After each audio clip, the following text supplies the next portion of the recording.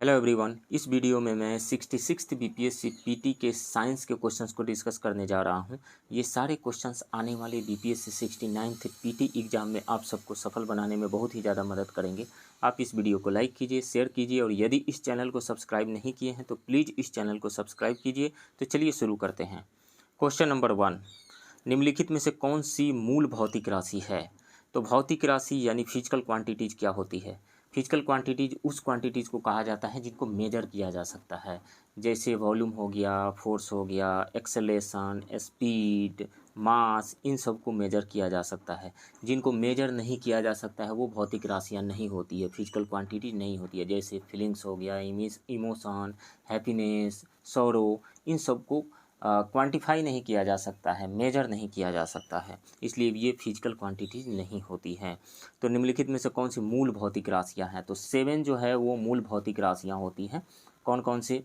जैसे लेंथ, मास यानी द्रव्यमान, टाइम यानी समय, टेम्परेचर, विद्युत धारा, ल्यूमिनस इंटेंसिटी और पदार्थ का परिमाण यानी मोल। ये 7 जो है फंडामेंटल यूनिट्स होती हैं।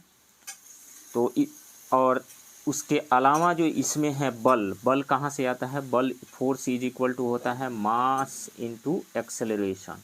मास इंटू एक्सेलरेशन मतलब केजी मीटर पर सेकेंड स्क्वायर। तो ये फंडामेंटल यूनिट नहीं है, ये डेराइव्ड यूनिट है। क्या क्या? मास आया है इसमें, लेंथ का यूनिट आया है और टाइम का यूनिट आया हुआ है। तो इन तीनों से मिल करके ये बना हुआ है, तो ये फंडामेंटल यूनिट नहीं है। इसके अलावा वेग यानी मीटर पर सेकेंड यानी लेंथ और टाइम से मिल करके ये बना हुआ है, तो ये भी डेराइव्ड यूनिट है। कार्ज W इज इक्वल टू होता है force into displacement, FS force into displacement यानी केजी मीटर पर सेकेंड स्क्वायर। एक मीटर और आया हुआ है, तो मतलब ये हो गया केजी मीटर स्क्वायर पर सेकेंड स्क्वायर। किससे मिल करके? मास, लेंथ एंड टाइम, इन तीनों के यूनिट के मिलने से बना हुआ है वर्क का यूनिट। तो ये डेराइव्ड यूनिट है, फंडामेंटल यूनिट नहीं है। विद्युत धारा जो है एक फंडामेंटल यूनिट है, मूल भौतिक राशि है, जिसका यूनिट जो होता है एम्पियर होता है। तो राइट ऑप्शन यहाँ पे सी होगा। नेक्स्ट क्वेश्चन, अनुदैर्घ्य तरंगों का उदाहरण है यानी लॉन्गिट्यूडनल वेव का इसमें से कौन सा उदाहरण है? तो रेडियो वेव हो गया, एक्सरे हो गया या गामा रेज हो गया, ये सभी इलेक्ट्रोमैग्नेटिक वेव है। और electromagnetic wave non mechanical character की होती है, नॉन मैकेनिकल वेव होती है। इसको एक जगह से दूसरी जगह जाने के लिए किसी मीडियम की ज़रूरत नहीं होती है। मीडियम की ज़रूरत नहीं होती है तो इसमें लॉन्गिट्यूडनल ये नहीं हो सकती है। ध्वनि तरंग, साउंड वेव जो है एक मैकेनिकल वेव है। मैकेनिकल में ये एक लॉन्गिट्यूडिनल वेव है। लॉन्गिट्यूडिनल वेव क्या होती है? जैसे कंप्रेशन एंड रेरिफेक्शन के फॉर्म में साउंड एक जगह से दूसरी जगह जाता है, कंप्रेशन एंड रेरिफेक्शन के फॉर्म में। तो जैसे मान लीजिए कि साउंड का कोई सोर्स है, तो एयर पे प्रेशर एग्जर्ट करता है। प्रेशर एग्जर्ट करने से होता क्या है कि एयर के लेयर्स पास पास आ जाते हैं। एक जगह पास पास आ गए जिसको कंप्रेशन कहा जाता है, दूसरी जगह दूर दूर हो जाते हैं लेयर्स जिनको रेरिफेक्शन कहा जाता है। तो सपोज कीजिए एयर के जो पार्टिकल हैं यानी मीडियम का जो पार्टिकल है, वो इस पे जब प्रेशर एग्जर्ट होता है तो ये आगे की ओर अपने मीन पोजीशन से आगे की ओर डिस्प्लेस हो जाता है और फिर वो आगे रहता नहीं है, फिर पीछे अपने मीन पोजीशन पे आता है इनर्शिया की वजह से, फिर एक्सट्रीम की ओर चला जाता है, लेफ्ट एक्सट्रीम। मतलब जिधर साउंड वेव ट्रेवल कर रहा है उसी की डायरेक्शन में ये आगे पीछे टू एंड फ्रो मोशन करता है और सिलेक्ट करता है मीडियम का पार्टिकल। इस कारण से ध्वनि तरंग जो है एक अनुदैर्घ्य तरंग है यानी लॉन्गिट्यूडिनल वेव है। राइट ऑप्शन यहाँ पे बी हो जाएगा। नेक्स्ट क्वेश्चन, प्रकाश का वर्ण विक्षेपण संभव है? तो वर्ण विक्षेपण यानी डिस्पर्सन ऑफ लाइट किस में संभव है? तो डिस्पर्सन ऑफ लाइट प्रिज्म के द्वारा होता है। प्रिज्म से जब वाइट लाइट को पास कराया जाता है, वाइट लाइट से पास कराया जाता है, तो ये 7 कंपोनेंट्स कलर्स में ये अलग अलग हो जाता है। 7 कंपोनेंट्स कलर्स में अलग अलग हो जाता है। जी और यानी भी नीचे रहता है, आर ऊपर रहता है, जी और में। तो ये वर्ण विक्षेपण किसके द्वारा हो सकता है? तो प्रिज्म के द्वारा हो सकता है। राइट ऑप्शन ए होगा। नेक्स्ट क्वेश्चन, किस तापमान पर सेल्सियस और फ़ारेनहाइट पैमाने मेल खाते हैं यानी एक होते हैं, इक्वल होते हैं? तो डिग्री सेल्सियस और फ़ारेनहाइट स्केल को रिलेट करने वाला जो फार्मूला है वो होता है F-32 F-32/9 is equal to C/5। तो हम मान लेते हैं कि x डिग्री सेल्सियस पे जो है दोनों के पैमाने सेम हो जाएंगे। तो f के जगह पर x रख देते हैं, x minus 32/9 is equal to x by 5। Cross multiplication यदि हम करें तो यहाँ से हो जाएगा 9x is equal to 5x minus 32 into 5, 32 into 5, 5x इधर आ जाएगा तो हो जाएगा कितना, 9x में से 5x घट जाएगा तो कितना हो जाएगा, 4x हो जाएगा। 4x is equal to minus 32 into 5 हो जाएगा। तो x इज इक्वल टू कितना हो जाएगा, माइनस 32 इंटू 5 डिवाइडेड बाई 4, 4 से कट जाएगा 8 बार में, 8 पचे 40, माइनस 40 आ रहा है। तो माइनस 40 डिग्री सेल्सियस पे दोनों ही पैमाने सेम होंगे, मेल खाते हैं। राइट ऑप्शन सी होगा। नेक्स्ट क्वेश्चन, लेंस की क्षमता मापी जाती है। तो लेंस की क्षमता यानी पावर इज इक्वल टू होता है 1/f। यदि फोकल लेंथ मीटर में हो तो इसका यूनिट हो जाता है डाइऑप्टर, या फिर यदि मीटर में नहीं हो तो 100/f कर दीजिए। सेंटीमीटर में यदि हो तो 100/f, यानी p is equal to 100/f जब f जो है सेंटीमीटर में हो। तो 1/मीटर को डाइऑप्टर कहा जाता है। तो डाइऑप्टर में मेजर किया जाता है। राइट ऑप्शन डी होगा। वाट पावर का यूनिट है, वोल्ट जो है पोटेंशियल का या फिर पोटेंशियल डिफरेंस का या ईएमएफ का यूनिट है, और एम्पियर जो है इलेक्ट्रिक करंट का यूनिट है। नेक्स्ट क्वेश्चन, चिकित्सा स्थितियों का निदान करने के लिए एमआरआई यानी मैग्नेटिक रिजोनेंस इमेजिंग में किसका उपयोग नहीं होता है। तो इसमें चुंबकीय क्षेत्र का, मैग्नेटिक फील्ड का यूज होता है, रेडियो तरंगों का भी होता है और गामा रेज का भी होता है। जेनॉन आइसोटोप के प्रयोग से गामा रे का भी उपयोग एमआरआई में किया जाता है। तो गामा रेज का भी होता है, एक्सरे का नहीं होता है, एक्स किरण का नहीं होता है। सो राइट ऑप्शन यहाँ पे बी होगा। नेक्स्ट क्वेश्चन, जब एक ध्वनि तरंग एक माध्यम से दूसरे माध्यम में जाती है तो वह राशि जो अपरिवर्तित रहती है। तो अपरिवर्तित चाल तो है बदल जाती है, एक मीडियम से दूसरे मीडियम में जाने पर वेव का जो है स्पीड यानी ध्वनि का स्पीड चेंज हो जाता है। तो ये तो होगा नहीं। आयाम, एम्पलीट्यूड क्या होता है, जैसे sound wave compression and rarefaction के फॉर्म में जा रहा है, एक जगह से दूसरी जगह जा रहा है, तो मीडियम के पार्टिकल का मैक्सिमम डिस्प्लेसमेंट उसके मीन पोजीशन से मैक्सिमम डिस्प्लेसमेंट दोनों ही डायरेक्शन में, या तो पीछे या आगे, maximum displacement from mean position, ये होता है एम्पलीट्यूड। किसका, मीडियम पार्टिकल का maximum displacement from mean position, वो एम्पलीट्यूड यानी आयाम होता है। ये आयाम बदल जाता है, एक मीडियम से दूसरे मीडियम में जाने पे आयाम चेंज हो जाता है।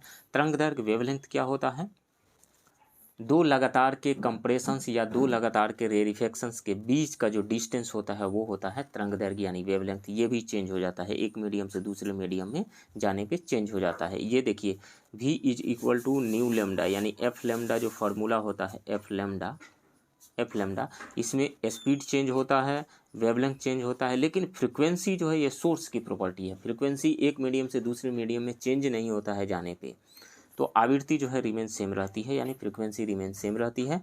तो जो अपरिवर्तित रहती है वो है आवृत्ति यानी फ्रिक्वेंसी। राइट ऑप्शन ए होगा।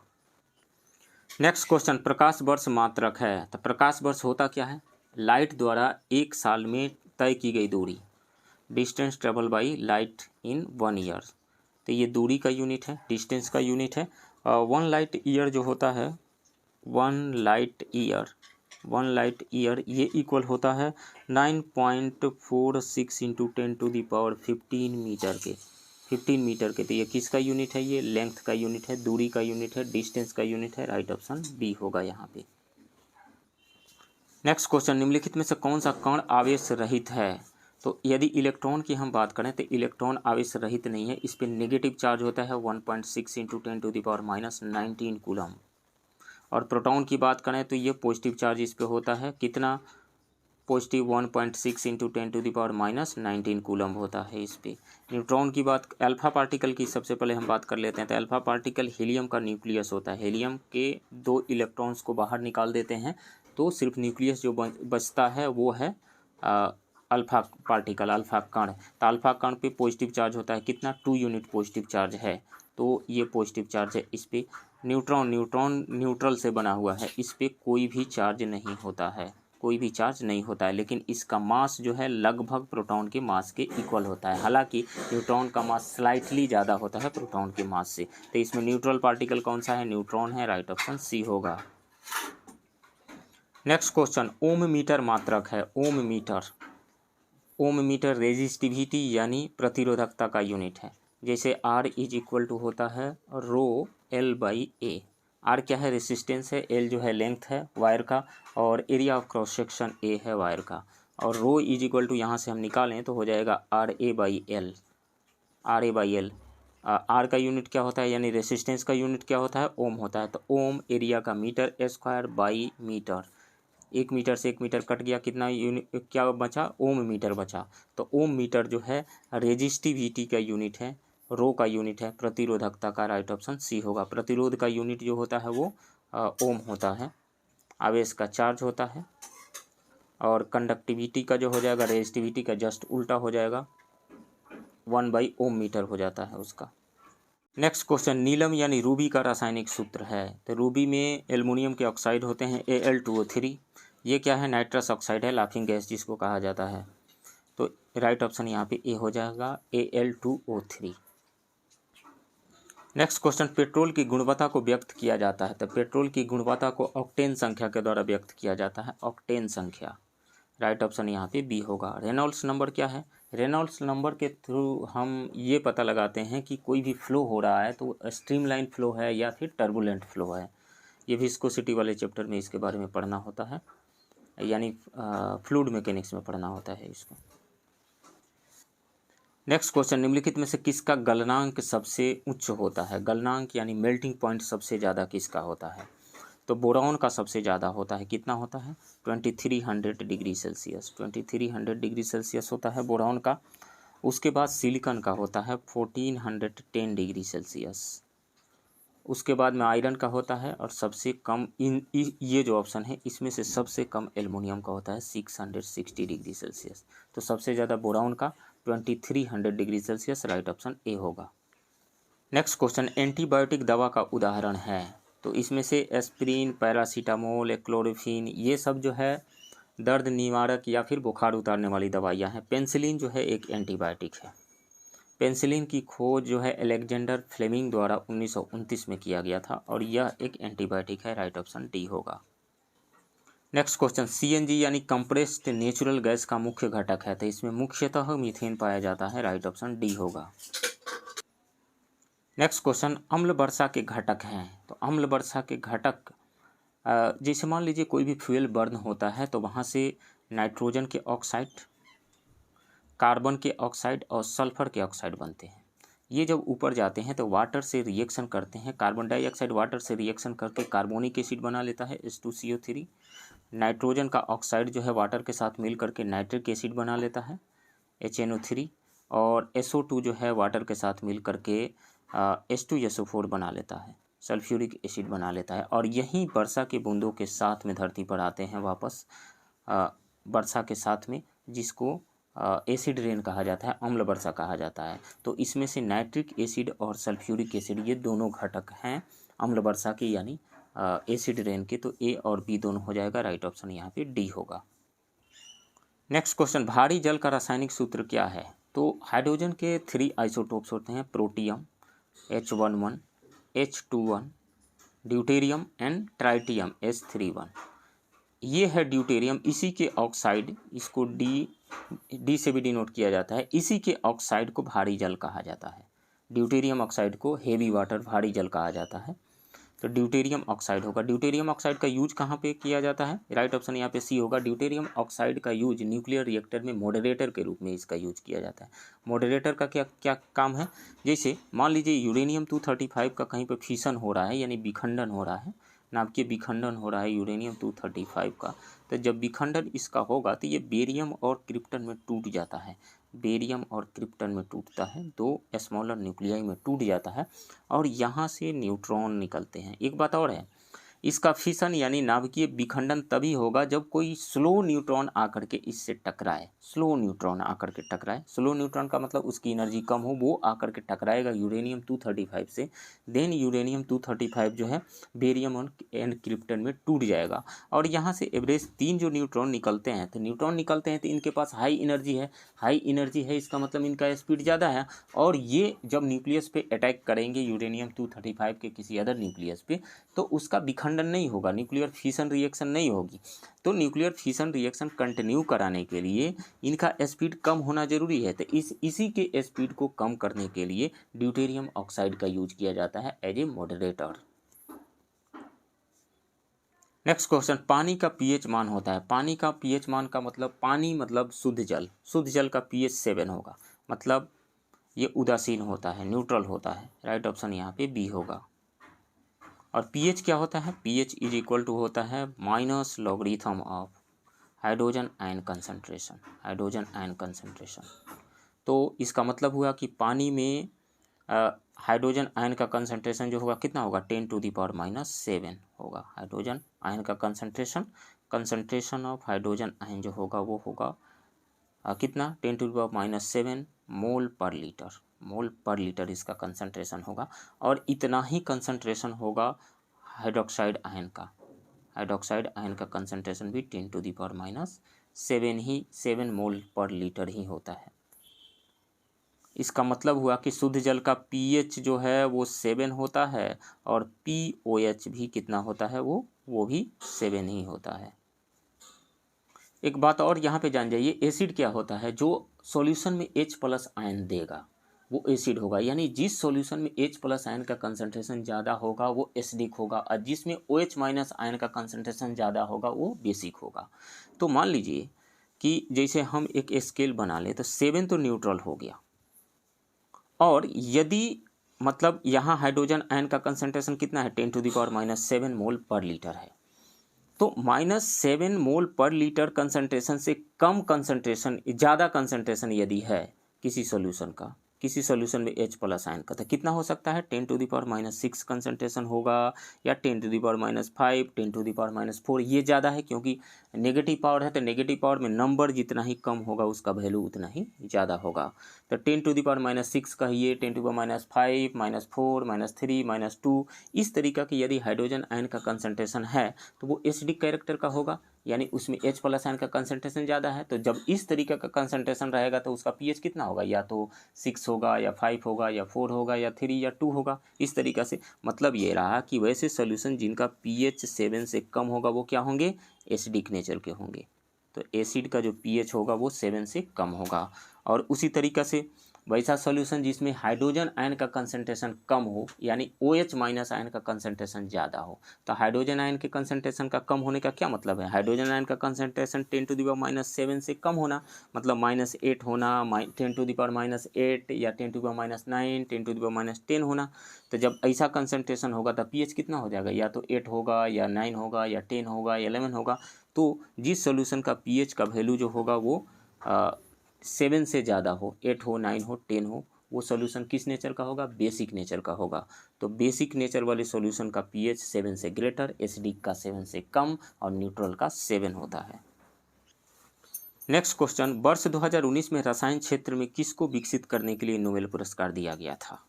तो 2019 में 3 लोगों को कंबाइंड रूप से केमिस्ट्री का नोबेल प्राइज़ दिया गया। यूएसए के जॉन बी वुड-इनफ को और ब्रिटेन के स्टैनली बिटिंघम तथा जापान के अकीरा योशिनो को 3 लोगों को दिया गया रसायन के क्षेत्र में नोबेल प्राइज़। और किसके लिए दिया गया? लिथियम आयन बैटरी के लिए दिया गया था। लिथियम आयन बैटरी के लिए राइट ऑप्शन यहाँ पे सी होगा। नेक्स्ट क्वेश्चन, प्राकृतिक रबड़ किसका बहुलक है? तो प्राकृतिक रबड़ आइसोप्रीन का बहुलक है। आइसोप्रीन का फॉर्मूला क्या होता है? C डबल बॉन्ड इधर लगा दीजिए CH2, C डबल बॉन्ड, ऊपर में एक CH3, CH double bond CH2, ये होता है आइसोप्रीन का फॉर्मूला। तो प्राकृतिक रबड़ किसका बहुलक है? आइसोप्रीन का है। राइट ऑप्शन ए होगा। नेक्स्ट क्वेश्चन, पानी की टंकी में फंगी को नष्ट करने के लिए इस्तेमाल किया जाने वाला रसायन है। तो फंगस हो या फिर बैक्टीरिया है, इसको नष्ट करने के लिए कॉपर सल्फेट का यूज किया जाता है, Cu या SO4 का यूज किया जाता है। सो राइट ऑप्शन यहाँ पे डी होगा। नेक्स्ट क्वेश्चन, निम्नलिखित में से कौन सा क्लोरोफिल का घटक नहीं है? तो क्लोरोफिल में जो मैग्नीशियम धातु को कंटेन करता है क्लोरोफिल, इसके अलावा कार्बन भी होता है, हाइड्रोजन भी होता है, कैल्शियम नहीं होता है। सो राइट ऑप्शन ए हो जाएगा। नेक्स्ट क्वेश्चन, पौधों में पानी पहुंचाया जाता है। तो पानी मतलब जल, एक तो जल हो गया, दूसरा हो गया फूड, जल और फूड। जल जो है जाइलम के द्वारा पहुंचाया जाता है, जाइलम ज से जल और ज से जाइलम। फूड जो है फ्लोएम के द्वारा पहुंचाया जाता है, फ्लोएम, फ से फूड और फ से फ्लोएम। तो जाइलम द्वारा राइट ऑप्शन ए होगा। नेक्स्ट क्वेश्चन, प्रकाश संश्लेषण के दौरान हरे पौधे उत्पादित करते हैं। तो प्रकाश संश्लेषण का जो केमिकल रिएक्शन होता है 6CO2 + 12H2O, लाइट के प्रेजेंस में ये रिएक्शन होता है। बनता क्या है? C6H12O6 + 6H2O + 6O2, O2 बनता है। ऑक्सीजन, यहाँ से ऑक्सीजन बन रहा है, तो ऑक्सीजन। प्रकाश संश्लेषण के दौरान हरे पौधे उत्पादित करते हैं, क्या उत्पादित करते हैं? ग्लूकोज उत्पादित करते हैं, वाटर उत्पादित करते हैं और ऑक्सीजन। तो ऑक्सीजन हो जाएगा राइट ऑप्शन ए। नेक्स्ट क्वेश्चन, ऑक्सीजन अनुपस्थित होती है। तो यदि केरोसिन को हम देखें तो केरोसिन एक हाइड्रोकार्बन है। हाइड्रोकार्बन का मतलब क्या होता है? हाइड्रोजन और कार्बन से मिलकर के बना हुआ है, तो उसमें ऑक्सीजन नहीं है। सो राइट ऑप्शन यहाँ पे डी हो जाएगा। नेक्स्ट क्वेश्चन, एंजाइम लाइपेज का स्रोत है। तो अग्नाशय यानी पैंक्रियाज जो है दोनों ही तरह का ये ग्लैंड है, यानी इंडोक्राइन भी है और एक्सोक्राइन भी है। तो इंडोक्राइन के रूप में ये इंसुलिन नामक हार्मोन स्रावित करता है, इंसुलिन। और इंसुलिन करता क्या है? कार्बोहाइड्रेट के मेटाबॉलिज्म को कंट्रोल करता है, नियंत्रित करता है। और एक्सोक्राइन के रूप में ये पाचक रस स्रावित करता है, पाचक रस। पाचक रस में 3 तरह के एंजाइम्स होते हैं, ताल, TAL, T से ट्रिप्सिन, A से एमाइलेज और L से लाइपेज। 3 तरह के एंजाइम, ट्रिप्सिन, एमाइलेज और लाइपेज। ट्रिप्सिन क्या करता है? ट्रिप्सिन जो है प्रोटीन का पाचन करता है, एमाइलेज किसका करता है? कार्बोहाइड्रेट का। और लाइपेज किसका करता है? फैट का, फैट का पाचन करता है। तो अग्नाशय हो जाएगा, यानी पैंक्रियाज हो जाएगा, right option B. Next question, BCG vaccine का इस्तेमाल किसकी रोकथाम के लिए किया जाता है? तो क्षय रोग यानी ट्यूबरक्लोसिस यानी TB की रोकथाम के लिए किया जाता है, राइट ऑप्शन सी होगा। नेक्स्ट क्वेश्चन, निम्नलिखित में से कौन सा हार्मोन अग्नाशय द्वारा उत्पन्न होता है? तो अग्नाशय द्वारा इंसुलिन नाम का हार्मोन स्रावित होता है और ये शरीर में कार्बोहाइड्रेट के मेटाबॉलिज्म को नियंत्रित करता है। सो राइट ऑप्शन बी होगा। नेक्स्ट क्वेश्चन, निम्नलिखित में से कौन रक्त के संचरण में मदद करता है? तो रक्त के संचरण में मदद करता है RBC, रेड ब्लड कॉर्पस्कल्स या रेड ब्लड सेल्स, जिसको एरिथ्रोसाइट भी कहा जाता है। एरिथ्रोसाइट राइट ऑप्शन सी होगा। ये क्या करता है? ऑक्सीजन कैरी करके ले जाता है हर एक सेल्स के पास, और माइटोकॉन्ड्रिया में ऑक्सीजन के प्रेजेंस में ग्लूकोज के अणु टूटते हैं और वहाँ से ATP के फॉर्म में एनर्जी रिलीज होती है। राइट ऑप्शन यहाँ पे सी होगा। रक्त प्लेटलेट क्या करता है? रक्त के थक्का जमाने में, ब्लड क्लॉटिंग में हेल्प करता है रक्त प्लेटलेट। और ये जो लिम्फोसाइट एंड मोनोसाइट जो है ये WBC से रिलेटेड है, वाइट ब्लड कॉर्पस्कल्स यानी वाइट ब्लड सेल से रिलेटेड है। ये लिम्फोसाइट क्या होता है? यदि हम देखें तो WBC में यानी वाइट ब्लड कॉर्पस्कल्स में 3 तरह के सेल्स पाए जाते हैं, granulocytes, lymphocytes and monocytes. Lymphocytes की यदि हम बात करें तो लिम्फोसाइट्स में 3 तरह के सेल्स होते हैं, B cells, T cells and natural killer cells. इसके अलावा मोनोसाइट्स जो है, मोनोसाइट्स जब क्रोनिक इन्फेक्शन कहीं पे होता है, क्रोनिक इन्फेक्शन मतलब लंबे समय तक वो बीमारी बरकरार रहे, तो उस स्थिति में मोनोसाइट जो है क्रोनिक इन्फेक्शन फैलाने वाले सेल्स को टारगेट करता है, उसको खत्म करता है।